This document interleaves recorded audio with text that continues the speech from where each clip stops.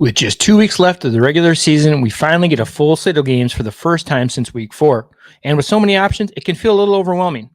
I'm Jeff Pomazal, and welcome to the IDP After Show Week 13 preview episode. If you're fighting for a playoff spot and have some lineup questions, you're in the right place. You're in for a real treat this week. Joining me is Aron, a true gem from across the pond. Together, we're breaking down 6 players that were higher on the consensus, 6 players we're tempering our expectations on, and a couple of players that we just don't know what to do with. If that sounds like something that you and your team could use, sit back, listen in, and let's get after it on this episode of the IDP After Show. This is the IDP After Show. All right, Aron, let's jump right into these names. Who's that defensive lineman that you really like heading into week 13? So I'm going to start off with a guy who's been on a bit of a hot streak recently, and that is Atlanta Falcons rookie Pearce Jr. Now, over the last 3 games, he's had 3.5 sacks. Now, I'll admit that my liking of him is also a little bit narrative-based as well, as well as some of the analytics that we love to work through, because he's got a little bit of a point to prove at the moment. If you looked in the news, there's so much focus around the 2026 Atlanta Falcons first-round pick being used in the deal for him, and where that pick is going to land with the Rams.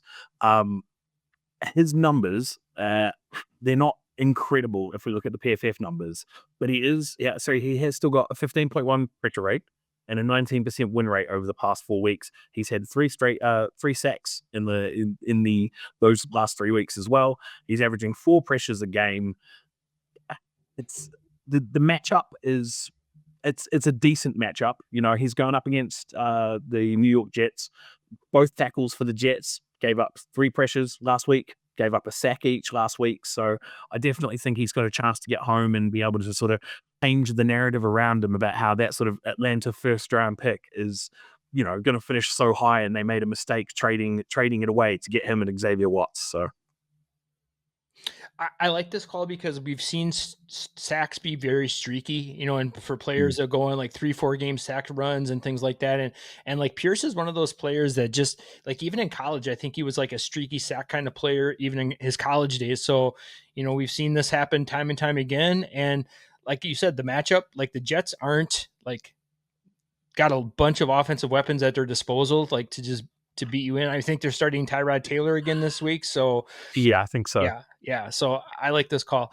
I'm going to stick with rookie here, and I'm going to go to the Monday night game. I'm going to go with Abdul Carter. Like Pearce, he's kind of putting together a pretty solid rookie season when he's not sleeping through team meetings, I guess that is. He has 38 total pressures this season. That's only 1 behind Brian Burns for the team lead, and on almost 50 less snaps. He does lead the team in hurries with 26 and hits with 11. So he's really close to getting those sacks. He just isn't finishing. He only has 1 on the season so far. But the metrics are there. The opportunity is there. It's just going to get there sooner than later. He gets a top 5 matchup this week against the New England Patriots, and they're going to be without first-round pick Will Campbell, who suffered a knee injury, and he was placed on IR today, so he's going to be gone for the next 4 weeks. Campbell played on the left side of that offensive line, protecting Drake May's blind side, and they're going to have a 6th-round rookie from 2022 replacing him, Verdon Lowe, who has an overall PFF grade of 48.3, which is not too great. So we've got Brian Burns and Dexter Lawrence commanding double and sometimes triple teams on the opposite side, making some really heavy lifting for Abdul Carter this week. Kayvon Thibodeau missed last week's game with a shoulder injury, which led to a season-high 62 snaps for Abdul Carter this last week against the Lions, and he did chip in with 4 tackles. So if Thibodeau misses again this week, I'm kind of expecting more than just a 4-tackle performance in front of a very beleaguered New England Patriots offensive line. Yeah, that's the thing with Carter is it's the play time. The fact he's only 1 pressure behind Brian Burns is insane to me when you look in Burns has got 13 sacks and Carter's got 1. Yeah. Like the conversion rate, and I suppose that's something that'll come with experience, Yep. It's something we always see a lot with the rookies is they may have, decent pressure totals, but the sack numbers are usually not there. Like I think Jared Verse won rookie of the year, defensive rookie of the year last year with 8, I think, if I'm remembering rightly. The only thing that sort of gives me pause is how crowded that room is. So yeah, if Kayvon's going to miss, then absolutely, And dude, I picked up Carter in like 3 different places in rookie drafts this year, and the talk in some of my league chats is bust. Like Yep. they're already like, and that's, we have been told for years, like, the main show guys, Macri, things like that, like they've been telling us for years, edge rushers take time. Yep. These so to throw the B word around, but sleeping in meetings, that's not a great look. Like, but no, I'm hopeful. I'm hopeful because I thought, I would love to see the Giants upset the Patriots. Like the Patriots, everybody's talking about how they've got this little cakewalk schedule so far. That's why they're doing so well. Drake May is playing insane. I think he's second in MVP odds at the moment behind Stafford. Like he's Tom Brady reincarnate, and for someone whose favorite team's in the AFC, I hate that. I can't go through another 20. I can't go through another 20 years of that, man. Like, it's Don't do it just to me like, again. yeah, man. The Patriots are about to do what the Packers have done to the NFC for God knows how long. So I'm not looking forward to that. But I would love to see if Jackson Dart comes back off concussion, and the plucky Giants, they've always been a bit of a bogey team for the Patriots. So like let's do it, man. Let's see Carter go wild and himself a Myles Garrett game. And the Giants have been playing like really inspired football lately. Like Jameis Winston is just a difference maker on that team, just a spark plug. Like not only like what he does on the field, but like the sidelines and the locker Oh room. man, Like in the locker yeah. room, that dude has got to be insane. But Oh, they did just sack. The interesting thing is they obviously just sacked their DC this yep. past week because they choked another game away that they should have won. So they sacked their DC, and their new interim DC is the former linebackers coach. So is that the dude that was like, Carter, you're missing my meeting to get benched?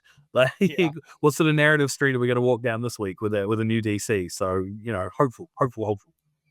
And even if Thibodeau does play, hopefully they get Carter in on that like that NASCAR package that they always like to run with all of their guys there. Carter as like a linebacker, almost in that like Parsons role, like that stand up rusher, like in the middle of the field, and we just bull rush people over and stuff like that. So, and when you have Dexter Lawrence playing next to you, like that dude just eats space, so he's gonna draw some attention. So.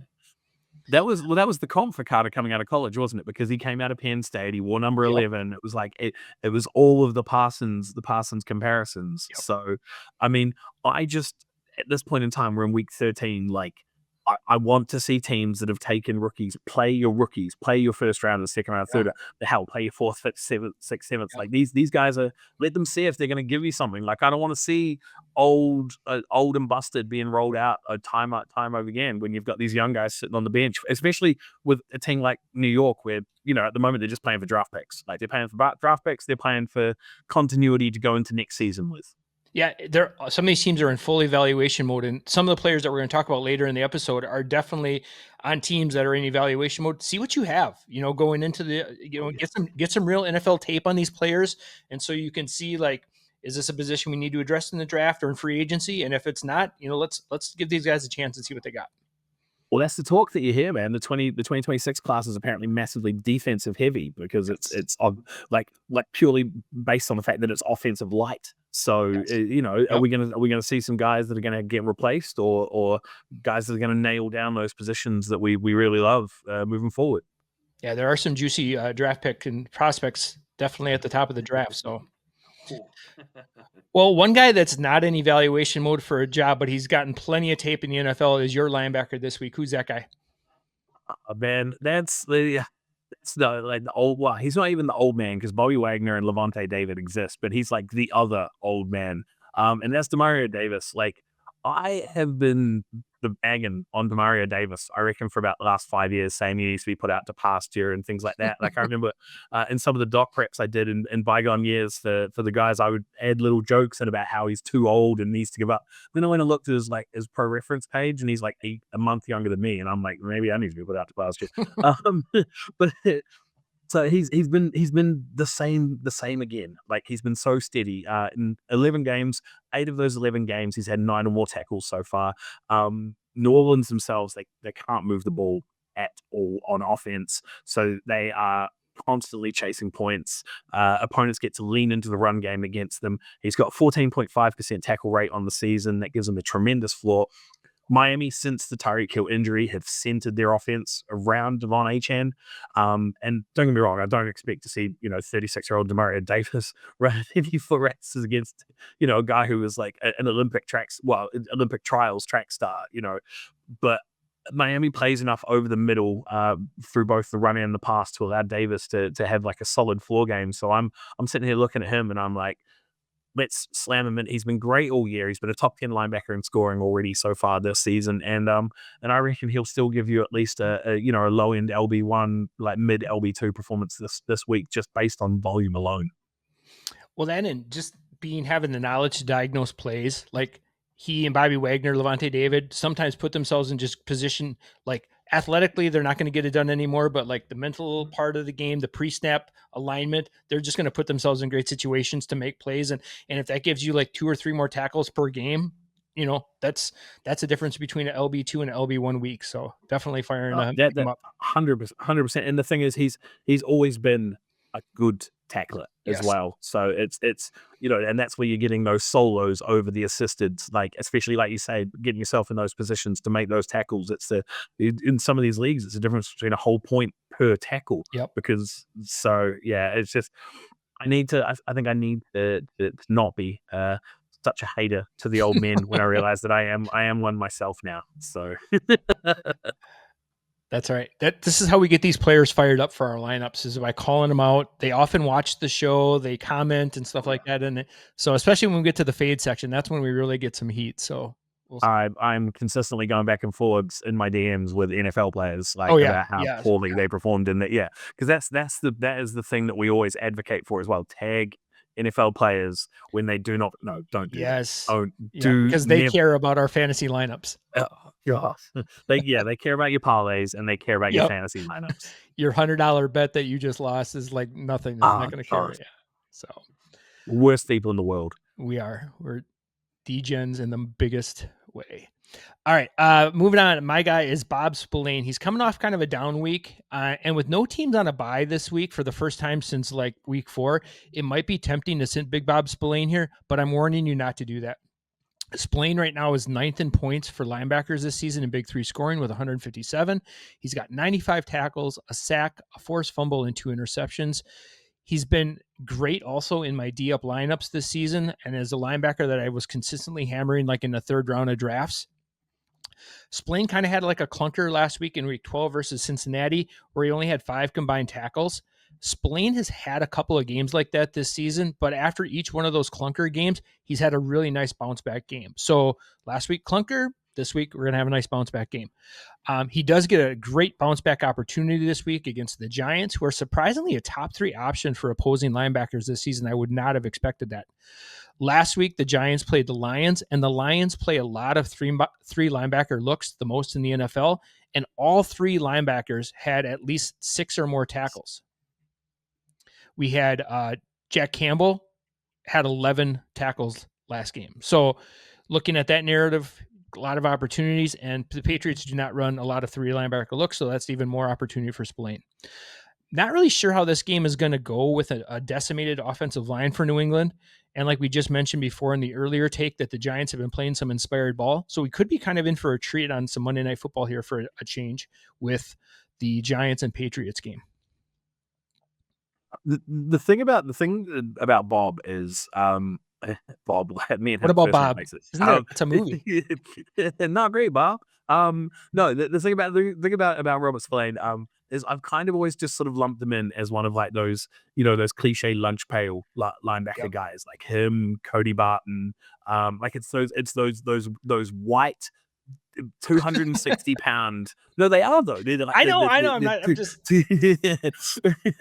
like the middle. Like they were kind of like a throwback to like 90s football almost. Like the big meathead in the middle that neck is just rolls, just rolling. Yeah. There literally it was like they were all just cloned off of like Brian Urlacher's socks or something like that. And it's just that's where they they pulled the DNA out, and then the production line's gotten worse and worse as they diluted the sample. But it's the Giants at the moment are a really weird offense because they're running it like I thought with Scatterbo going down that they would kind of move away from the run game, but they're running it a lot with Tracy. They're running it a lot with Singletary. Jackson Dart I think is set to clear concussion protocol. So then if he's coming back, then we're going to have his running as well, depending on if they've managed to convince him not to go in it like a bull in a china shop, running at the defensive line and everything like that. But there's plenty of opportunities for tackles, and I don't really think there's going to be too much of an issue around. Like I don't think New England's going to be able to blow them out. So I think we could end up with a close game and plenty of opportunity for Big Bob to give you a big performance. And we got a big bounce back Bob week, so let's fire him up. Big bounce back Bob week hashtag.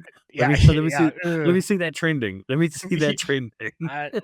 There's a lot of things that are trendy that aren't worth their time, so that might be one of them. So yeah. So when we do these shows, we always like set up our document and things like that. So kind of like do our pre-draft work. And it's interesting, Aaron, that we didn't know who each other was going to be picking, but we picked the very same game for our defensive backs. You have the Rams side of the ball, and I have the Carolina Panthers side of the ball. So who do you got for your Rams player for a defensive back? Bro, I've got Emmanuel Forbes, and he is coming off like quite possibly the one of the single greatest performances by a cornerback. So per Next Gen Stats, he faced 7 targets, did not allow a single reception against the Buccaneers. They were saying that no defender since week 12 of 2022 has been targeted more times without allowing a catch. It's great to see, because obviously he was a high draft pick with the Washington Commanders, and he was so small coming out. That was one of the massive knocks about him coming out of college, is he was so slender, he was so small, and they were like, is he going to be able to body up with these wide receivers? He's had 6 pass breakups in the 3 games in the past 3 games combined, giving him 11 go with 3 INTs across the last 4 weeks. The Rams offense is arguably the best offense in the league right now. It's firing on all cylinders. It's forcing opponents to have to throw the ball to play catch up, meaning that there's plenty of targets to go around. Bryce Young can be erratic at the best of times. Forbes is actually still being slept on because he had such a terrible start the year.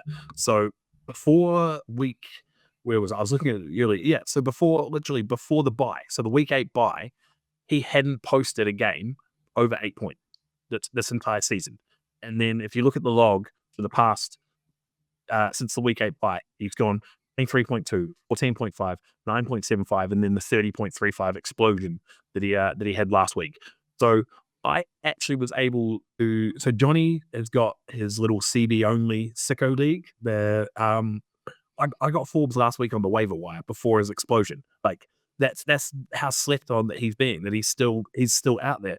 In sleeper leagues, it's DB specific. But if you're playing on RSO, if you're playing on Flea Flicker, and you have to start a dedicated cornerback, like I'm loving Forbes this week. So it's yeah. No, I'm with you on this one. Like, and he had a huge breakout game. He probably will. That was a ceiling game of like career, but he's very capable of putting up, like you said, this Carolina offense is struggling. And so they're going to be forced to throw the ball, and that's going to lead to opportunities for Forbes. And like you mentioned, like he was a high draft pick. And a lot of times we see these players, like the first team that they're drafted to isn't always the one that they hit with. Like we see this time and time again where, a player is like reached on maybe in the first round, maybe they were a second round talent, maybe a third round talent, and they kind of fall out of favor quickly with their first team, and they're kind of passed on. And then they get to a great landing spot. Like the Rams have a great coaching staff on both sides of the ball. They can develop these players. They're not asked to be the guy, and like, if you look at the talent on the Rams side of the ball, they've got that talent at every level, Yeah. And so they're not like asked to be the guy there anymore, and they can just kind of play. And sometimes that's all it takes, is that these players just to be able to settle into their role and like, this is who I can be, so I'm going to have my big breakout week. So yeah. The old Los Angeles car wash where players come in and sparkling clean when they come out the other side. Right. It worked for Baker Mayfield, right? So yeah, mate. Yes, it did.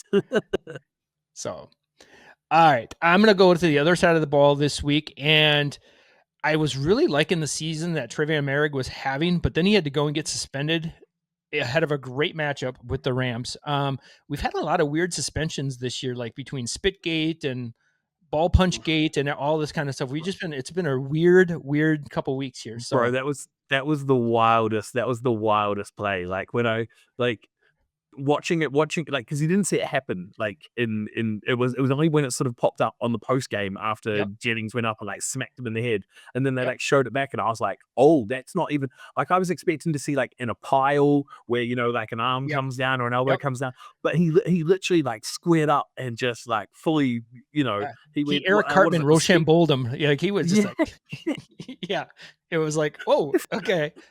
Welcome to In this third day grade. and age, So like, yeah, in this day and age, we've got cameras every single angle. yes, It's like you are 100% getting. I thought people would have learned from Jamar Chase. Like I didn't spit on yep, him, and literally you see the spit come out, right. and then Merrick's like, "Oh, I'm gonna punch this guy in the dick." Um, didn't see it. So I was loving the season that Iron Mike Trevin Merrick was Yeah. having this season. But his loss is going to be Lathan Ransom's kind of gain here. Loving the rookie out of Ohio State. This game kind of reminds me of that scene in Game of Thrones where Jon Snow is kind of preparing to fight the whole army and the Battle of the Bastards, and they're all like racing towards him, and he's taking off his belt and he's getting his sword ready. The only difference is this whole army racing towards Ransom this week is the Rams offense. Like you mentioned, the Rams offense has just been clicking. It's elite. They have these nice long sustained drives that we just love our defenses to be playing against because that provides opportunity. We saw it against the Bucs last week. Ransom should step right into the Trevin Merrick role this week. It's a wonderful alignment for IDP production. Nick Scott, who should also be a solid play this week, is going to probably keep his majority of snaps deep rather than having two players play out of position. The Panthers probably only try to have only one player new to the system instead of having two players playing out of position. Ransom has been kind of hovering right around that 20-25 snaps per game, but he should see close to 100% of snaps this week with Merrick out.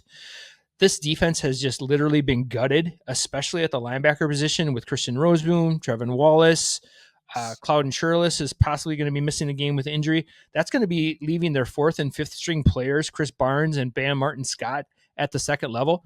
And so that might provide just a few more opportunities for a tackle opportunity to get through that second level where Ransom is going to be waiting with open arms, with arms wide open, waiting to get some fantasy points. So I remember at the beginning of the season, the Lathan Ransom was a little bit of like a UDFA like dynasty darling that I saw you and Mike and there was a couple other guys just consistently in the Slack saying, "Oh, Ransom, like, oh, I quite like him as as a sixth round rookie pick or a UDFA, like grabbing him off waivers and stuff like that."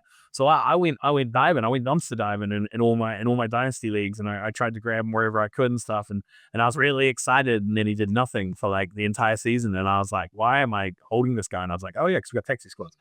So I want to see what the hype was about, essentially, because I remember Mike posting sort of like, and when I say Mike, I mean Mike Willett for those who don't understand. I remember him posting breakdowns and stuff like in preseason about how we thought things were going to go for him and things like that. And I am not a massive college prospector. I do a lot of my research sort of post draft. Especially for IDP, like offensive, I've got a few sort of Debbie podcasts and stuff that I listen to, but like I rely on Mike and Joey and Kyle and Macri and that to figure out what I'm going to do like post draft. So I didn't really know anything about this guy, but I want to know what the buzz was about. So I'm hoping that with old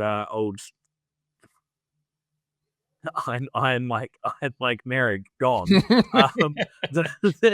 It's just insane. I can't keep a straight face about it. But yeah, well, with the 1 game suspension, the only thing I'm worried about is the Rams are just going to blow them off the face of the earth. Like Nakula's just going to be running sort of corners and outs, and there's going to be no tackles to be had because he's stepping out of bounds. And next thing you know, they're going to be up 30 points, and then the starters are getting benched, and it's just. I don't know. So it's a fingers crossed hopeful. Yeah, this is definitely a 1 week play, and it is tough because we do have all teams. Nobody's on a bye this week, so we have everyone at our full disposal. So this is definitely like a DB3, DB4 dart throw. This is not like roll them out there as your DB1 this week. But this is an Eric Harms 32 team sicko league. yes, This is what that is. Yep, definitely.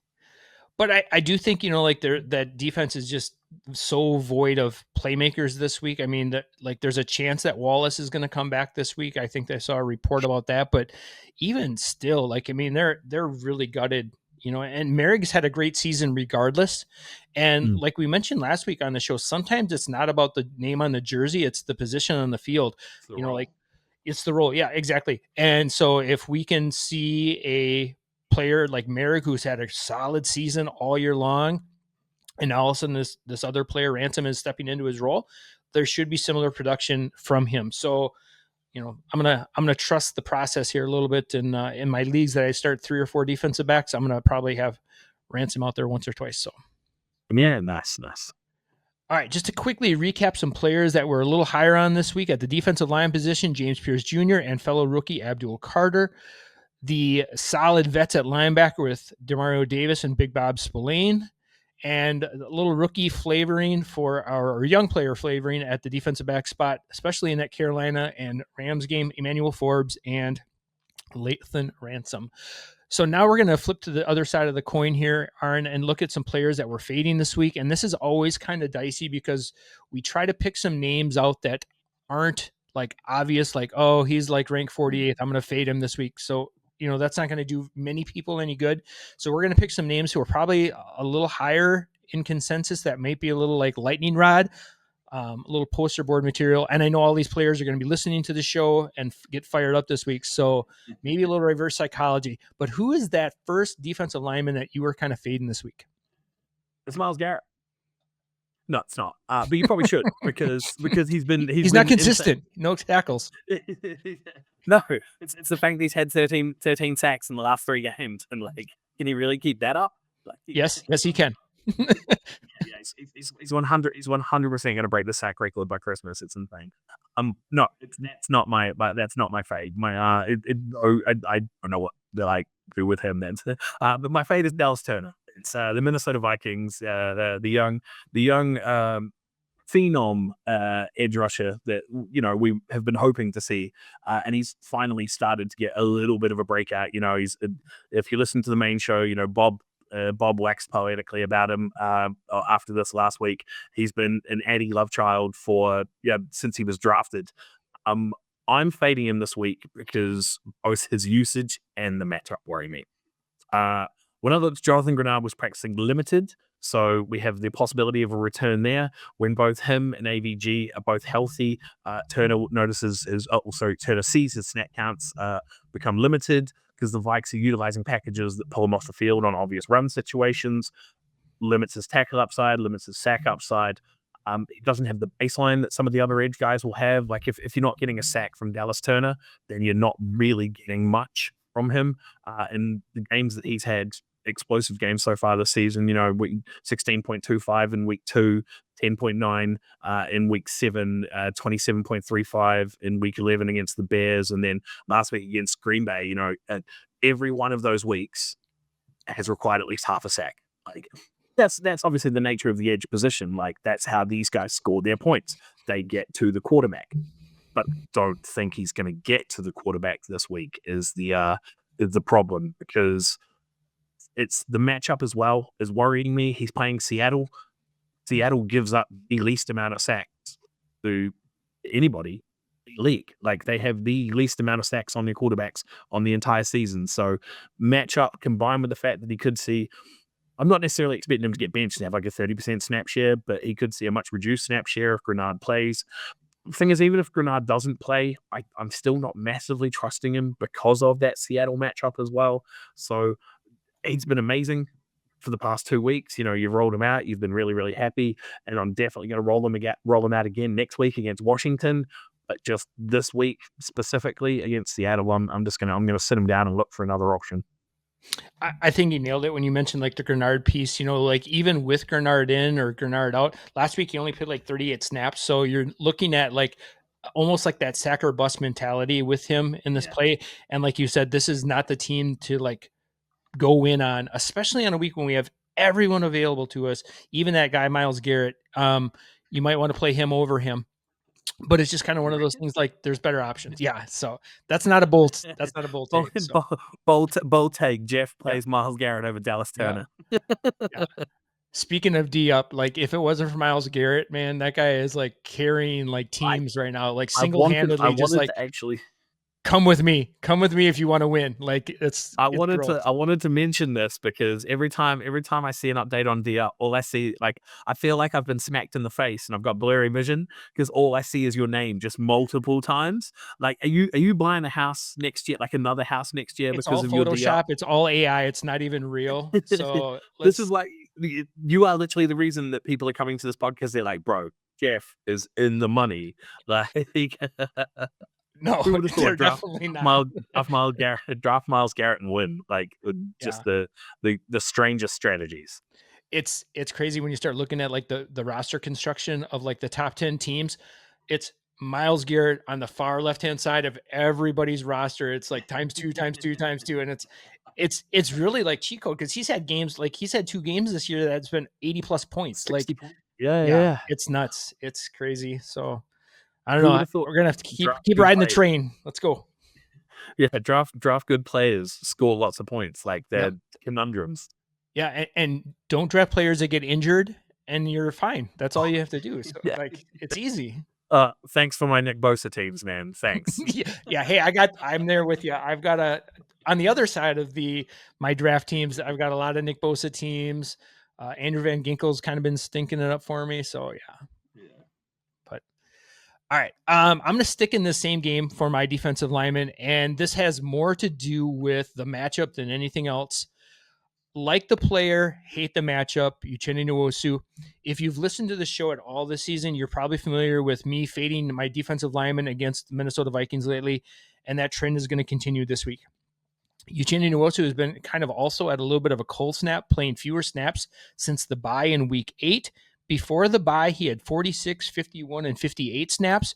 But after the bye, he's had 30 snaps, 45, 30, and 45 snaps. So a little bit of playing fewer snaps. And I don't know if that has to do with game script or what it is, but he's just not getting the opportunities.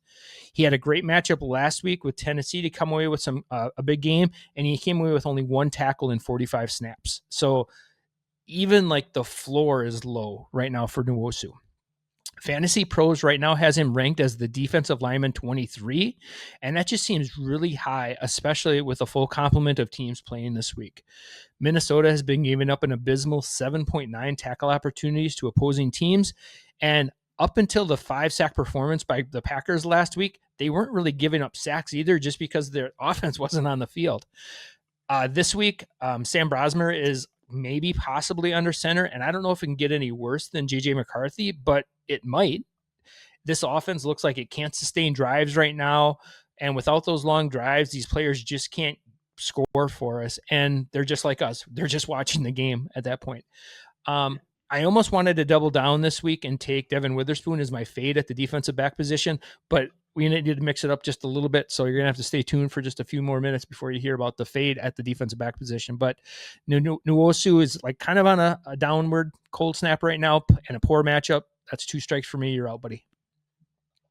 The only thing that sort of gives me pause around this is, and I haven't seen the Vikings injury report today. Like I mentioned, they had Grenard was sort of listed as questionable. He hadn't been ruled out, and I think it was a limited practice. I don't know if Darasaw or Evan Jackson, the guard, are going to be playing this week. So it's like, if we've got 2 backup offensive linemen and a rookie QB doesn't know the system. Like, don't get me wrong, like JJ McCarthy is just he is just puke in a purple jersey right now. But it's you get those rookie guys that just do not deal well with pressure, and they just start spiraling backwards and leaking out of the pocket, and you end up with that fluke sack. But Yep. I think with the way that Seattle's playing on defense, it's like, who's going to get that fluke sack? Because Leonard, like if Jackson's not playing, Leonard Williams is going to be a problem on the inside. Boy Mafe is set to be a free agent at the end of the year, but he's playing okay. Like they've got a lot of bodies on that line that could get those 1 or 2 freak sacks. So you could be left holding the bag with Nwosu with absolutely nothing. But at the same time, just because of how banged up Minnesota is, you could be on the other side of the coin. You could be leaving 30 points on your bench. Yep. Are you comfortable with him as your defensive N2, D lineman 2 this week? No, not as a DL2. Okay. Not as a DL2. If I was in a start 2 league, no, I'm definitely looking somewhere else. But in some of those, so I've got a couple in RSO where we start 3. I've got a couple in Sleeper where we start 4 DL, and then we have a couple of like IDP flex positions as well. Yep. I would definitely still fire him up in one of them because it's the game. The random side of chance could literally give you, like I said, a 30-point week just because of the the possible boom bust upside. Yeah, 100%. I'm with you. If I'm starting 3 or 4, he's maybe creeping into the argument, but as my 2 right now, I just think there's a lot of safer options this week. Yeah, I can't start him as a top 24. It's just okay. There's better bodies, yeah, for sure. I knew I liked you. All right, let's go to a linebacker who is no stranger to this part of the episode. So, who's your linebacker this week? I was going to say he's been faded before, and we're talking about guys that we don't want in our top 24. Like this guy's not a guy that I'm putting in my top 24 linebackers this week, and it's Payton Wilson. I'm fading him. I'm fading his lack of ACLs. It's both his role and the production. They're just so volatile to trust. Like he's having a good year. It's like I think I was looking before. He's a top 24 linebacker on the season. So inconsistent, and he's now since Holcomb's come back from injury as well. He's continually rotating with Holcomb and Queen. It's capping his snap share. It's lowering his tackle floor. He's shown flashes. He had 13 tackles against the Vikes. He had 10 tackles and a sack against the Seahawks. Those spike weeks are just so hard to predict. And his pass rush upside, even though he did get that sack against the Seahawks, is so limited. He's only blitzing about 3 to 4 times a game. He's only got 13 pressures on the year and that single sack. With all those consistencies, and like I said, he's LB20 on the year. I can't trust him as a top 20 guy. It's just he's not. It's the sum of the parts does not equal the whole. Is probably the best way of putting it. And when you think about like where these players ranked, and I know that you go to use Mike's ranking and stuff like that, and that's probably our holy gospel. But when you like go to like Fantasy Pros and look at those things, a lot of those players, they're like at their ceiling as far as where they're going to potentially score that week. Like a Nwosu is like that's 23rd linebacker or defensive end. Like that's his ceiling probably for the week. Payton Wilson being a top 24 option is probably his ceiling for the week. And, in week 13, your team might need some upside, to secure a playoff spot, or I don't want like what he could get. I need guaranteed points. And like you said, Wilson is so inconsistent. And the point that you've made, multiple times this episode, there's no bye weeks this week. It's not like we're sort of scrambling for guys. Like there is, and linebacker is literally the running back of, as Mike said it. He said it in Slack. It's the running back of the defensive side of the ball. Like you can find guys. You can the guy from Chicago literally can grab them off of the waiver wire. DeMarco Jackson, yeah, you can grab him off the waiver wire. 16 tackles right there and then. Like if the role is there, then the guy, like the production will generally be there, and the role for Payton Wilson isn't there because it's not his role. It's it's communism. It is our role. It's communism. It's communism linebacker. It's like Payton Wilson's walking into the linebacker room and he's going my role, and all the other backers are turning and going our role. Yes. So it's I can't be. I'm not dealing with the communist Payton Wilson. Like I'm sorry. Not that he's a communist by any means, but yeah, okay. Just want to clarify that. Just want to make sure. Sorry. That, I okay. just realized that like in American political climates, Yes. like Yeah. throwing the word right communist can be a very Yeah. dangerous thing. Yeah. Sorry, I'm a New Sorry, Zealander Payton living in Wilson. England. Call me after You the are show. not a- We'll be fine. Yeah. You are not a communist, Payton Wilson. Your role is a New Zealander living in England. I have no idea about the like intense political climates. I take it all back. I'm sorry. Yeah. Well, I'm going to go with a linebacker that has truly had a breakout season, who has been like everything that people, their wildest dreams could never imagine this season happening. And that's going to be Nate Landman. And this is going to probably not be a very popular call. You're probably going to be starting him in most leagues where you have him probably with 2 or more linebackers. But seeing him as linebacker 8 this week is probably a little too lofty. Landman is coming off a brand new contract for the season, and well-deserved. He's currently LB5 right now with 161 points in Big 3 scoring, 98 tackles, 2 sacks, 4 forced fumbles, and 2 fumble recoveries. The problem here isn't Landman, it's the matchup. The Panthers are a bottom 3 matchup for opposing linebackers this season. And we just saw on Monday night, both D. Winters and Curtis Robinson completely disappear from the stat sheet. Both linebackers combined for just 4 fantasy football points, 4 combined tackles on 92 snaps combined. 4 fantasy football points between the 2 of them. And that is not Thanksgiving goodness. No. Yeah. So the Panthers team right now had several 3-and-outs. And that was against kind of a depleted San Francisco defensive unit where there's not a lot of all-stars on that defense right now. Only in their secondary, who's picking off passes thrown by Bryce Young. This week, they take on the Rams, who have maybe one of the best, if not the best, young defensive units in the league right now. You mentioned their offense is really clicking. Their defense is playing really good football right now, too. I'm not expecting a lot of opportunities this week for Landman. And just like we saw last week with Winters and Robinson, that stat sheet could be pretty empty come the end of the game. If you're in a league where you're starting just 2 linebackers, you're probably going to be starting him. But as tough as it would be to sit him, I think there are some pretty great options this week, maybe some safer options. And the thing about this week is really unique is we have 4 games played before Sunday. And so you kind of know the situation your team is going into on Sunday.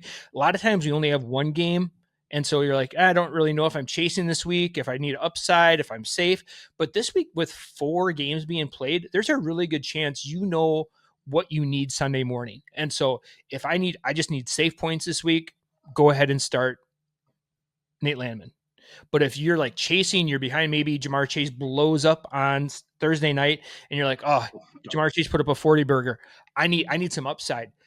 Maybe Landman's not your guy to go for upside in a game like this. You know, could he have a great game? He absolutely could. But statistically, Panthers are not the team that are going to give up a ton of points to the linebacker position. And, you know, I just think that's the one thing about this week's roster construction that you can use to your advantage. You kind of know your situation you're in by Sunday morning. So, yeah, that's the thing. Like you mentioned it, Nate Landman's LB5 on the season this year. Do not expect an LB5 performance this coming week. Like we saw it last week when the 49ers got out ahead early against the Panthers. The Panthers moved away from the run game. There was no, running Rico Dowdle down the throats. There was a little bit of Chuba Hubbard, but there was not a massive amounts.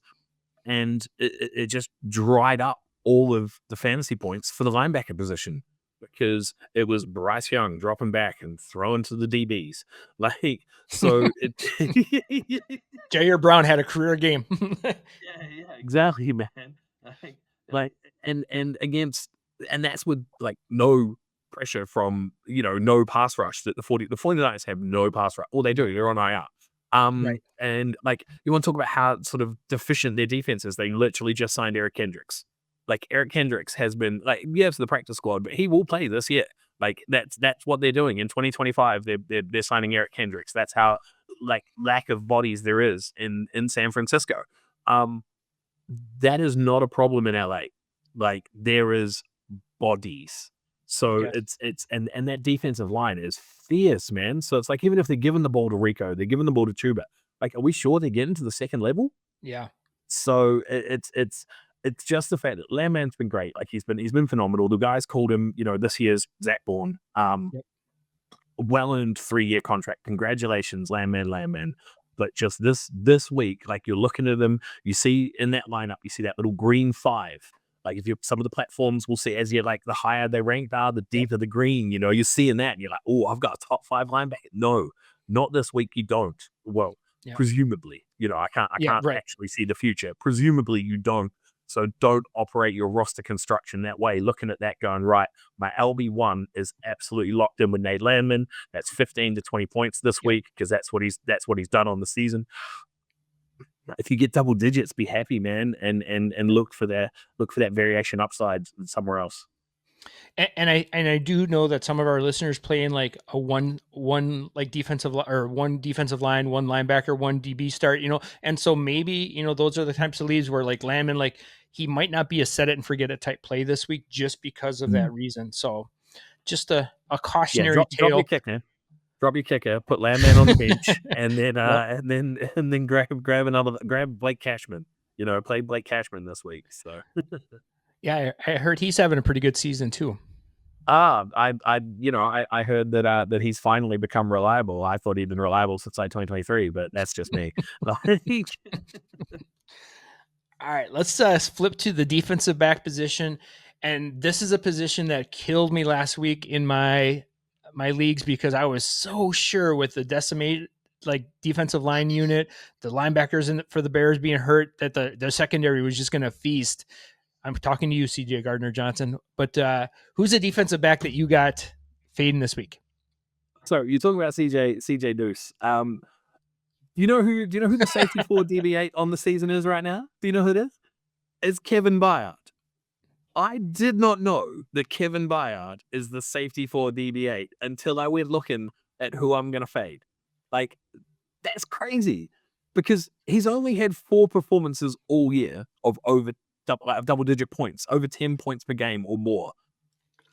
I mean, that's the DB position, I guess, but like that part aside, in each of those 4 performances, there has been one thing that has been consistent.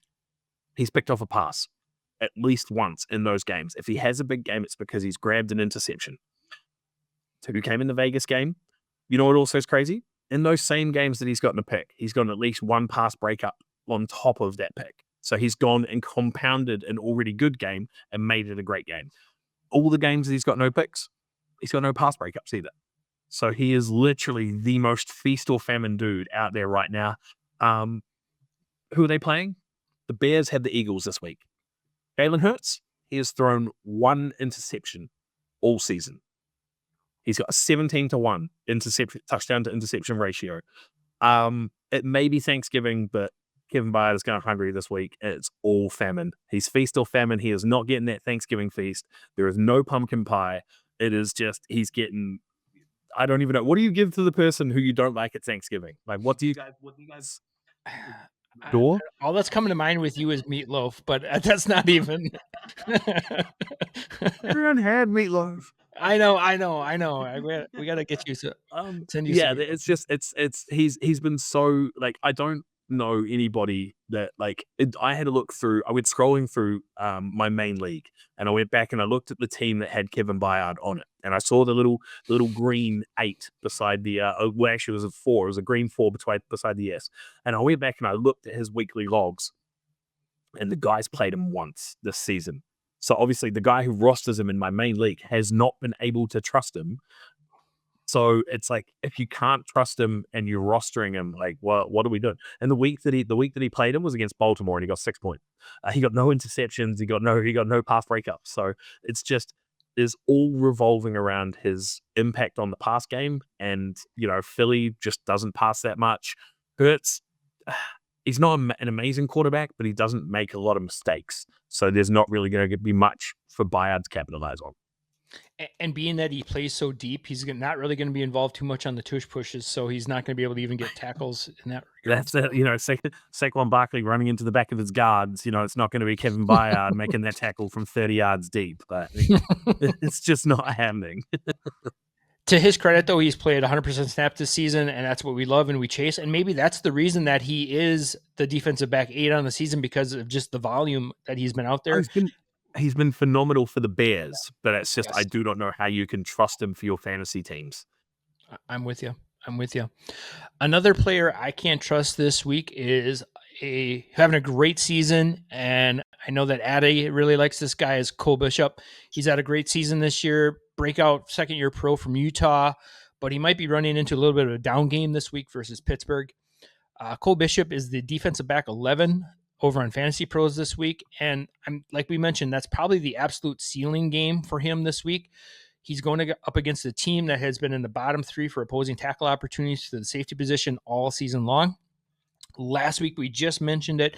Chicago Bears played 72 snaps on defense, and Jaquan Brisker had 7 tackles. That's less than a 10% tackle rate, and Kevin Byard only had 6. And we already mentioned that CJ Gardner-Johnson only had 1. So there's not a lot of tackle opportunities even on 72 snaps. That's a huge amount of snaps being played, and you can't even run into more than 7 combined tackles in a game. Bishop does have 5 double-digit scoring games this season, but that also means that he has 6 games where he's only scored single digits this week, or as a weekly scorer.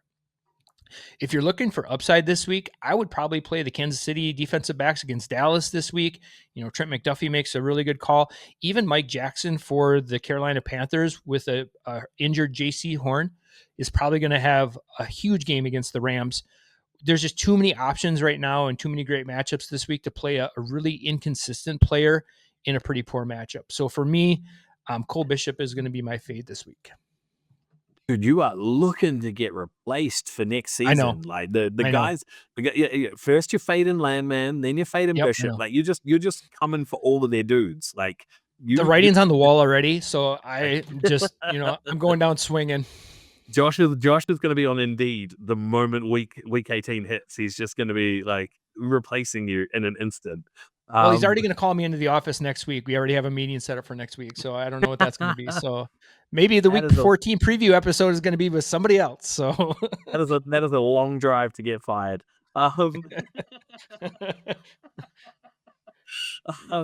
Yeah, no, I've really enjoyed watching the Cole Bishop go up this season.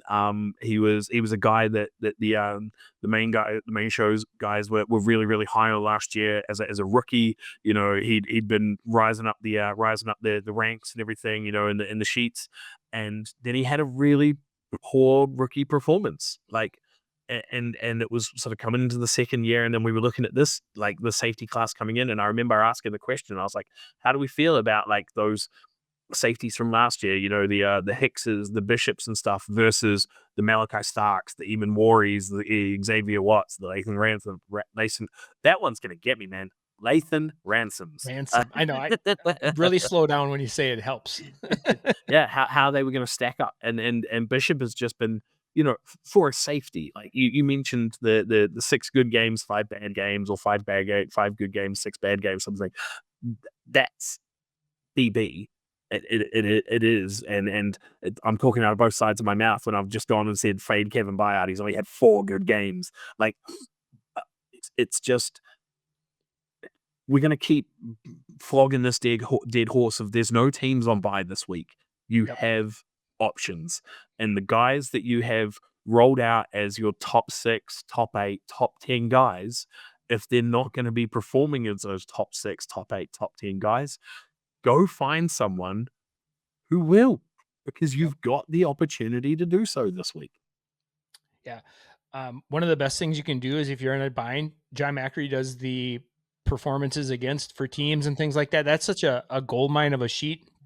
Just because, and it looks like a season long, it looks like the last 3 games, that's some really good data because, like things change over the course of a season, like the Vikings weren't always a terrible matchup, but then you started having JJ McCarthy under center, and then you start looking at that last column, the last 3 games, all of a sudden, like, oh, they're only 8.7 tackles per game, 8.6 tackles per game. Like all of a sudden, like that becomes a real thing. Then when you go to your lineup and like, wow, why did Kevin Byard only have 3 points? Oh, that makes sense. He played against the Vikings, and things like that. And then hindsight's 2020, but then you're like, oh yeah, there's a reason that data exists. There's a reason those things are real things. Yeah, 100%. And John Macri has a way of making all the rest of us smarter if we're able to just like regurgitate a little bit of the information that he kicks out. Be careful how you regurgitate it, though. Be careful how you... by osmosis, we all get a little bit smarter Yeah. by literally just sort of ingesting the info that man puts out. Like his work ethic is insane, man. That dude is crazy good. Yeah, it's just it's you have the resources available to you out there to be able to and at such a crucial time. We're in week 13. Like Yes. this is do or die for your teams if you're on a playoff bubble. Like this is you've got and then we've got I think 4 teams on bye next week, 6 teams on bye Yes. next week. 4. So Yep. so yeah, 4 teams on bye next week. So we've got another, mini sort of crunch coming up. This is the week that you should be making those all important, like crucial roster decisions when you've got the opportunity to, laying the foundation so that way you don't have to rely on week 14, some other team losing. Like control your own destiny. Control your own destiny. And even if you're not, like, if you can secure a first round bye by getting a win this week, and that's huge, playing one less game in your fantasy playoffs. Like I only have to go 2-0. I don't have to go 3-0 in my fantasy playoffs. That's a huge deal breaker, because how many times have we had the highest scoring team rolling into the playoffs only to get bounced in the first round by a team that started 3 guys that their mom didn't even know they were in the NFL. So they played Chima DK with the return yardage, return yardage boost. I have a very quick story. I lost a semi-final after going in 13-1 about 3 years ago. And I lost it because I play all my leagues have return yardage, and I had like a wide receiver core at the time. I think it was like CD Lamb. It was so it was 2023 actually, so it was 2 years ago. So it was CD Lamb, it was Brandon Ayuk's like premier season, and I think my third wide receiver might have been like Garrett Wilson or Chris Olave. I was feeling really good about my wide receiver core, and I got bounced by like I think it was like a Richie James, like one catch, 1 yard, 76-yard touchdown, and a couple of guys that had like punt return touchdowns and stuff. And they like I just got rolled because somebody else just popped and my guys didn't. And that was literally like if you don't want that happening in the week because you didn't get the first round bye. Like if you make the wild card because you made a bad roster decision, you get bounced in that wild card matchup. Whereas and then the worst thing about that, right, is when you look at the matchups of who you would have played in the semi-final and the final, and you're like, if I'd got the first round bye, I would have won that matchup. I would have made the final. I would have been in the final. I would have slammed the guy in the final. But because I made, I started Cole Bishop and Nate Landman. In week 13, I missed my first round bye. Yep. So looking at some players that were fading this week at the defensive line position, we're looking at fading Dallas Turner and Uchenna Nwosu, linebackers Payton Wilson and Nate Landman, our defensive backs Kevin Byard and Cole Bishop. All right, now there's a little bit of before we head out here on this episode, who's a player that you have that just kind of like scratches in your head, you can't figure out what to do with? They're not really a fade, but they're not like an auto start for you. Who's that player? It's Nik Bonitto, and it's purely just because like he was so incredible to start the season. Like he was right up there with Brian Burns through the first sort of like 6-7 weeks of the season. They were sort of trading places for the sack leader. Like he had a sack in week 1, didn't do like he went quite in week 2, but then 2 in week 3, 1.5 in week 4, 2.5 in week 5, another 1 in week 6, and it was like, holy, right, he's got 8 sacks, and we're literally in week 7. Like he was looking to repeat on last year. He had his breakout last year, and then he went quiet. And the thing is, he is way too talented now. He did explode in week 10 again, came back 26.15 points. Sack and a half against Vegas. It was Vegas. It's like they have the worst O-line in the league. Like anytime you listen to any sort of normie podcast, they're talking about Pete Carroll's Nepo baby coaching the O-line and just how ridiculously poor it is. Jackson Powell Johnson sitting on the sideline, their first round pick. Colton Miller's injured. Don't know when he's coming back. It's just so yeah, he went off against Vegas. He went quiet again against KC. He had the bye last week. This week he gets Washington. Next week against Vegas.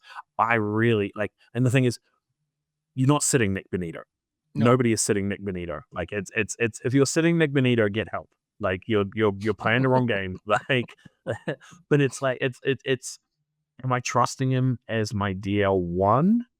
Or am I sitting there and seeing if I can find someone else to put as a DL1 and then make him my DL2, so I'm not having to sort of have the crux of my defensive spine resting on a guy that's been just a little bit too hot and cold for my liking, but he's just so good, and that he can turn around and just boom, 2 sacks right there. Like it's the it's the edge position. We talk about how volatile it is. I don't want to be sitting there being like Nik Bonitto is trash because he hasn't got a sack in 4 games. Like, no, that is not what I'm saying.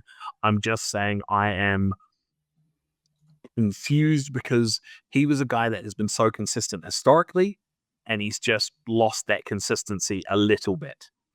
Yep. And I think that's the hard part for fantasy managers is we crave consistency. And this year, more than ever, it seems like the defensive side of the ball is more inconsistent, whether it's snap count, rotation, injuries, whatever it is. This Denver Broncos defense is elite. That defensive line unit has a bunch of studs. You got Zach Allen. He's got 6 sacks of his own. Jonathan Cooper has 8 sacks. You got John Franklin Myers throwing in a couple there. You got the talented rookie out of Utah last year, that Jonah Ellis. Like it's almost cannibalizing itself. Like if Nik Bonitto was on a different team and being the only guy, he might produce more because he would have more opportunity. But this and they run exotic blitz packages, exotic blitz packages as well. You see Hufanga coming down to the line and like from the safety position, they've got so many talented dudes. Yep. It's just like I want. My heart craves the production the production that I got from weeks 1 to 6. Like I don't like this uncertainty, and that's why he has me confused. I don't dislike him. I'm just confused. I think the next couple of weeks, like you said, with the matchups that he has currently coming up, is going to be really telling. Was it a product of poor matchups, other players playing a role, or what's going on? But Nik Bonitto, I don't see he can be a sit at any time because he's definitely a game wrecker, and he's a true definition of a like week winner for you. I would much rather play Nik Bonitto and get a 4-point game than bench Nik Bonitto and have a 30-point game. Like, yes, I will take that 4. I will find other ways in my roster to fill that hole, be it with with a high volatility from other players or whatever. But I'm not sitting him. It's just I'm just confused, man. I'm a young man going through puberty, staring at Nik Bonitto through the window, and I'm confused. Let's talk, son. Let's have a talk. Yeah, exactly. When a man loves an edge rusher. Yes. Yeah. You see, when okay. Well, my fade this week is definitely the old man having the conversation, and that is Zaire Franklin. Franklin has been on the show several times as a player we like, a player to fade. Like he's no stranger to the scene here. It's almost kind of a tale of 2 seasons for Zaire Franklin. He's looked old and washed to start the season, but he's been kind of playing some very good statistical football over the last 2 weeks with back-to-back 21-point games. He's got a great matchup this weekend against Houston. He's 7th. It's his 7th year in the league, so he's not like the dinosaur, but he's not a spring chicken either. He's kind of in that weird like bubble of age. Right now, he's ranked as the 24th linebacker in Fantasy Pros, and that seems pretty conservative right now. And he's starting for me to get back in that circle of trust as like an every week starter. Both he and Jermaine Pratt have been playing really well.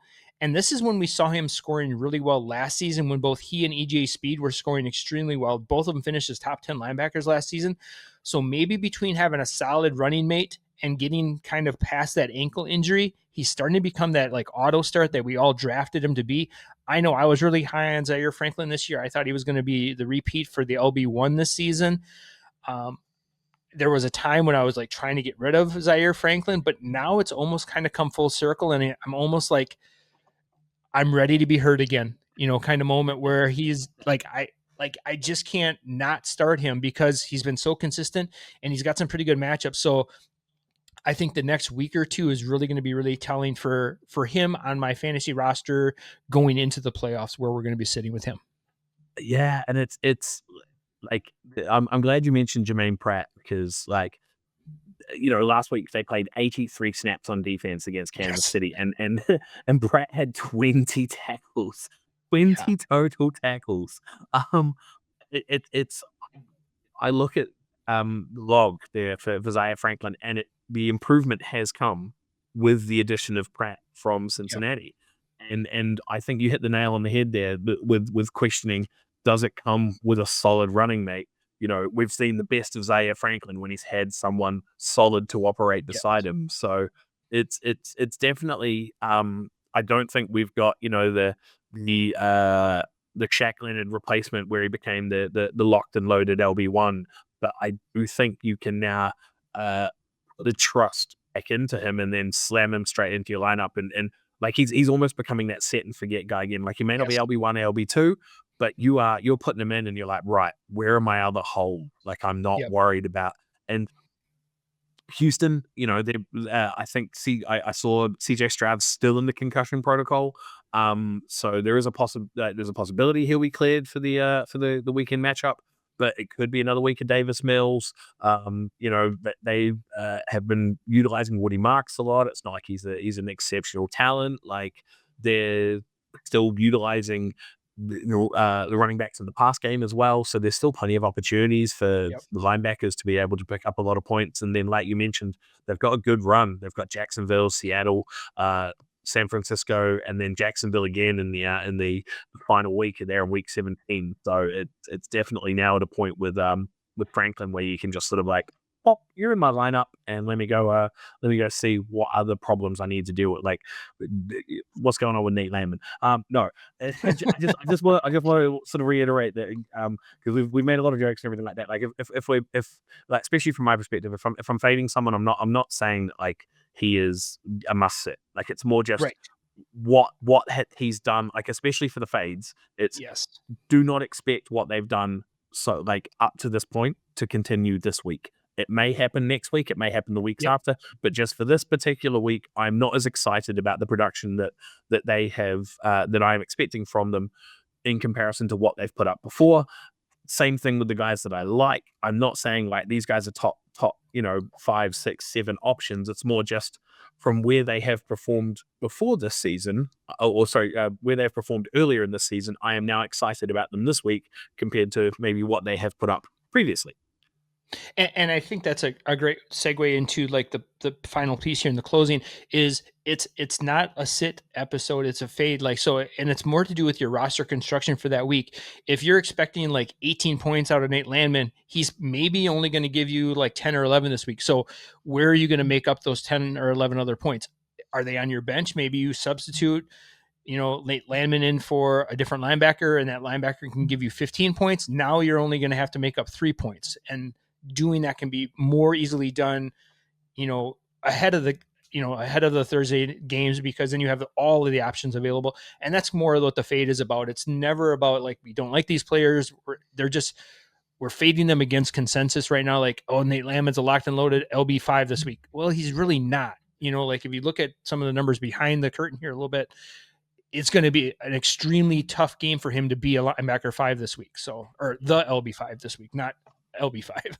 Yeah, I felt like it needed to be sort of like specified there purely because you mentioned like with Zaire Franklin where he's been a sort of a feature on the show as like a Yes. an up and down guy. I really don't want to be featured on Zaire Franklin's show as he talks about bums who have no idea what they're talking about. Right. And he just brings up our mugs and we're just like, oh man, Right. we're on the Zaire. I would Franklin love, mic. like, I'd love to sit down and chat with the guy. So, Zaire Franklin, I have me just on the don't want to be podcast. roasted. Yeah. I don't need him. I don't need him mentioning Harry Humpty Dumpty or something along those lines. Like it's not. I already get. I don't know. I Uh, don't know if you know who. I already get the Rag and Bone Man comparisons. I don't know if you know who that is. He's a British musician. I'll send you a picture when we're done. But I already get those. okay. Like I don't need to be roasted by Zaire and the boys just because I've mentioned that I'm not 100% sure what to do with them. Well, it sounded like we were all in on Zaire True. Franklin this week. We're So yeah, positive. We're yeah, positive. yeah, Does Nate Landman yes. have a podcast? Does Peyton Bishop have a He probably Peyton does. Wilson? Yeah, yeah. Yeah. He's probably got Hitman too. So we're probably Wow. There you are got way longer too to many live because you professional got to go athletes. across the pond. So Yeah, yeah. There's way too many professional athletes with a podcast these days. Like, it's like 75% of professional athletes have a podcast now, and I'm like, we don't want to hear all of your opinions. Like, I get it. Like, if you know, uh, I feel like you should have to retire before you can get a podcast. Like, don't be like I got really upset actually. I'm a Ravens supporter for those who don't know. We got shellacked. Like the Baltimore because I play. No, the Baltimore Ravens got shellacked earlier in the season. I think it was when their final loss when they fell to 1-5. And there's a couple of guys, Kyle Van Noy and Marlon Humphrey, like literally it was the Chiefs game. They went on on the Monday and then talked about like on their own independent podcast about how they got hammered. And I was like, bro, I don't want you in the studio talking about how you got wrecked. I want you on the field. right, It- go watch some go- film. yeah, get in the film room. Don't be recording, be watching. Too many professional athletes for the podcast, man. Like he says Well, you're a from a professional podcast. athlete. You're a rugby player, right? You got. I am retired. Oh, I okay. have I have had too many serious injuries. You can't see it because I'm filming from a potato, but I've got a lovely Harry Potter, which I got about 2 years ago, where I forgot that I wasn't playing football anymore, and because football's a summer sport over here, and then rugby's the winter sport, and I played football in the summer, and it was first game back for rugby. I hadn't played rugby in a couple of years. Forgot that I wasn't playing football anymore, and I made the tackle, and I led with my head, and I hit the guy in the kneecap, and I split myself open like a cantaloupe. And 27 stitches later, it was the first Oof. game of rugby that my partner had ever come to watch as well. She freaked out. We spent the day in the hospital. I lost all speech functionality for about 12 hours. Had a serious concussion for about a month, and now I've got like a really brutal sort of Harry Potter that runs right down the middle. I'll Wow. send you the before and after photos I offline. think you've actually shared that with us. Yeah, So no, I did. Yeah, it was yeah. in the Slack where you could actually Yep. see my skull from where it sort of Yes. popped down. Yep. So no, I am now retired because if I wasn't, I'd be single. I think you made a wise choice. So Yeah. well, before I let you go, are there any like sage words of wisdom that you have for our listeners as far as like how to approach fantasy football, how to approach the playoffs, anything that's helped you be Um. successful? Yeah. I mean, there is a lot of resource out there. Like our guys are consistently pumping out content. Like if you're not sure who to be picking up on a waiver wire week, Eric has got an amazing waiver wire article. We got the shows pumping out that you got that you're putting out. The boys are putting out weekly as well. We've got Mike putting out like 2 to 3 pieces of content a week. If you need you need a Nate Landman replacement for linebackers, like the Green Dot article, and I believe it's free. It's there. Go read it. It's there. Like and there's so many good content creators in the IDP space. There's so many resources now. From when I started playing IDP, it would have been like 2011, 2012. And JJ Watt, Luke Kuechly, and like I drafted guys that I knew were good at football, but that was what I did. But Mhm. that's not necessarily the case anymore. You've got the schemes, you've got the roles, the space, the IDP space has developed so much that there is so much information out there on Twitter, on YouTube. You're kind of doing yourself a disservice if you're literally just sort of watching the box score and just going, who put up the most points this week? I'm going to play him next week. Like there's matchup data, there's you know trends, all that is available. Macros reports, the stuff that all the guys are putting out. So it's not difficult to make educated choices in Yeah. And obviously that doesn't mean that, like, I don't want to say like it's not difficult to be good at fantasy football, because there's always an element of luck.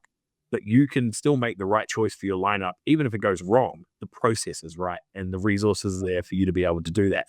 I don't create any of those resources myself. I am 100% a lurker on Twitter, because I know you're about to ask me, like, is there anything I've been working on? Where can people find me? Don't find me. Don't come find me. I don't post. I lurk.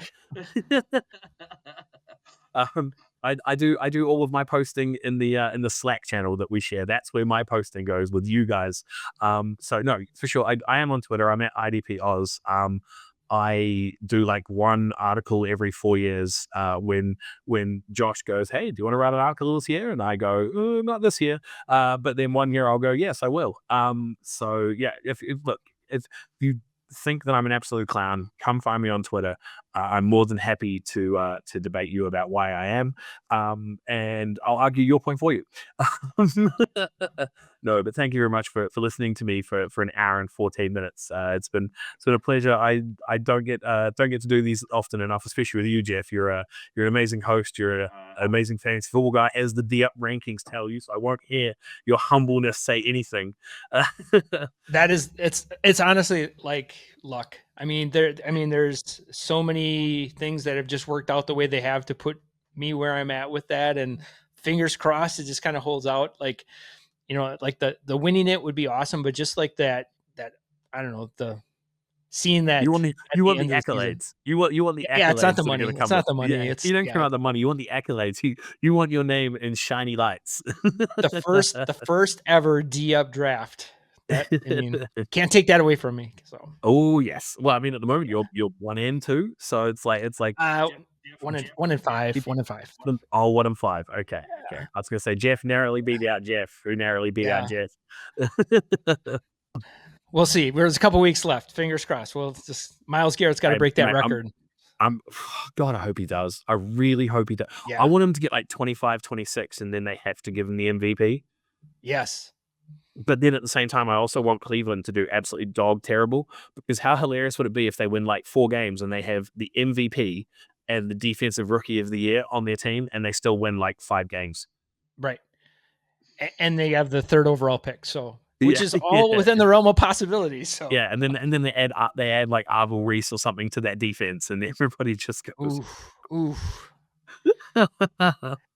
Are they good with Shadur being the quarterback next year, or Deshaun? I Is that I mean, yeah, I don't think so. The fact they've got they got 2 firsts next year, I think, because they traded Yep. back with Jacksonville, Yep. so they've got 2 firsts next year. It just depends. Like, I think I've seen a lot of talk about how both Moore and Simpson could go back to school, could go back to Oregon and Alabama. If that Yep. happens, the QB class goes from like this to like this, and you've Yep. got Mendoza and maybe someone else. The then 3rd round and the 4th round to look good, because you'll have like some of the guys like Beck or Alar or something like that going in the mid set, like because of the injury history and stuff. So it's like, I don't know whether they take the QB or whether they sort of push it down the road, but I just think Kevin Stefanski absolutely hates Shadur Sanders. Like, you look at that post game interview, and don't get me wrong, he should be hyping up Myles Garrett and giving him the game ball and everything like that. Like, he did have 3 sacks. I'm cool with that, but it's like you could have at least given him a little bit more than, the rookie. How about the rookie won? Yeah. And then moving on. Like, I think I'm firmly on the side of, we see the reports that he had planned to like redshirt him this year and didn't want to Yep. play him at all. Like, I can buy into that fully, and I think there is a massive disconnect between coaching and front office going on in there. Well, just the scenes of like the moment they drafted him, when they showed like the draft room of the Browns, like it looked like someone shot their dog. Like, it was like 100, literally like the 100%. worst moment of his life. They were just sitting That there call, like, yeah, that call came down either from Haslam or Andrew Berry made like an executive decision and was like, we are drafting this man. I think my favorite thing to come out from that was every time the Raiders passed on him, Shadur texted, "Thank God." Like, and then his first start, he comes out, and that's how bad the Raiders are. Like, god damn, man. So I want him to be good, because I like entertainment in football. Like, yes. that's the thing. Like, he is entertaining. He is, he's a hype kid. Like, I want him to do well because I like football is entertainment to me. I want Yes. to enjoy watching it. So if he goes out and he plays like a spark plug and he throws the ball, 60 yards to an undrafted rookie in Isaiah Bond, and like that throw was phenomenal. Like, did you see Myles Garrett's face from that? He was like, Yeah. Yep. yeah, I mean, football is fun, so let it be fun. Like, if he's going to go out, he's going to flash the watch, and he's going to have a good time. Awesome. If he has a bad game, you crucify him like you do for JJ Yeah. McCarthy when he puts on the face paint and mean Well, mugs everybody. right. It's no different, than what Dart has done in New York. He's just totally energized that franchise, and like people like obviously Winston has done some of that too, but like, with Dart and Scatabo there, all of a sudden this team is like feeling like they've got something to build around, and like, they get Neighbors back and they draft someone next year. They got a very talented like offense with like between Scatabo, they got Neighbors. If they get Jordan Tyson in the draft, they've got Beglinger at the tight end. I mean, there's some pieces there. There's some things to be excited about Oh, if you're a New York Giants absolutely. fan. Yeah. And it's so good. Like, it's the thing. It just makes football more fun. It's like, and Yeah. the Giants Yep. is like they've managed to build around 2 total brain cells under center. Like, in that whole high that I formation has a combined IQ of like 37. Because They share the brain cell. It's your turn. yeah. Yeah, 100%. Like, there's no intelligent thought. Like, once the ball snaps past center, there is nothing. It's just caveman mentality, and it's phenomenal to watch because I enjoy watching football. Football makes me happy. So I want guys to do well. I want everybody to do well. Man, I wish we had like 60-point games every single week, like 31, 30 shootouts where we have a couple of pick sixes, and so that way our IDP players are still scoring and stuff. It's just like we are playing a game based on a game. Don't be salty, don't be angry, just have fun. Have Yep. fun. And that is a great way to wrap this show up. That's going to do it for this episode of the IDP After Show. I want to thank Aron for once again for coming onto the show and sharing some of his fantastic knowledge about the game that we all love. Like he mentioned, it's a game. Have fun with it. If you aren't doing so already, please make sure you hit that like and notification buttons. But more importantly, hit that subscription button so you're alerted to all the great content that's dropping here at the IDP Show all week long. I also hope that you and your family have a wonderful Thanksgiving and you enjoy some time with your family and friends, and of course, plenty of football. Join me next week as Ryan Noonan, who does some work over at 4for4, joins me as we break down the final week of the regular season in most leagues. Until then, for Aron and myself, we say thank you for joining us. Best of luck to you and your teams in week 13. And once again, have a wonderful Thanksgiving. This was the IDP After Show.